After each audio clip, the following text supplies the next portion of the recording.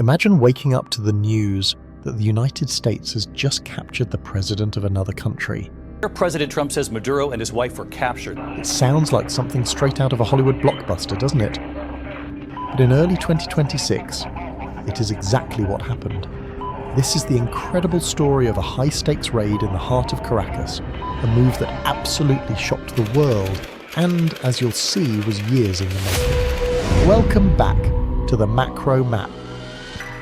Picture this. It's the dead of night, January 3rd, 2026. The skies over Venezuela's capital suddenly erupt. This wasn't random.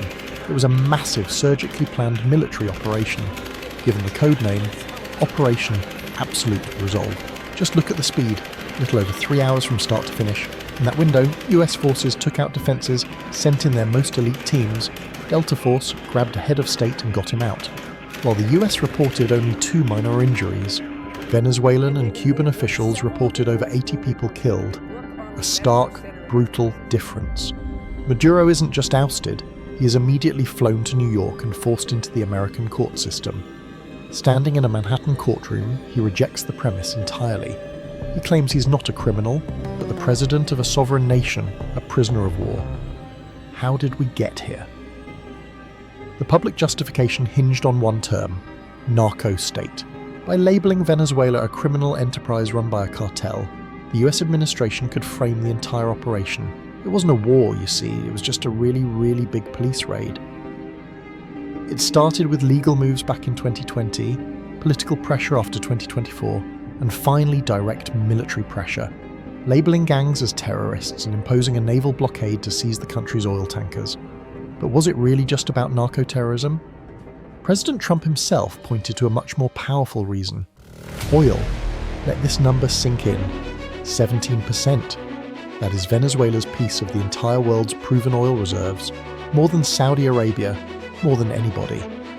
Trump's argument was framed as a mission to reclaim American oil, something he argued was built by Americans and then stolen. It turns an intervention into a quest for justice. Yet, the paradox is staggering.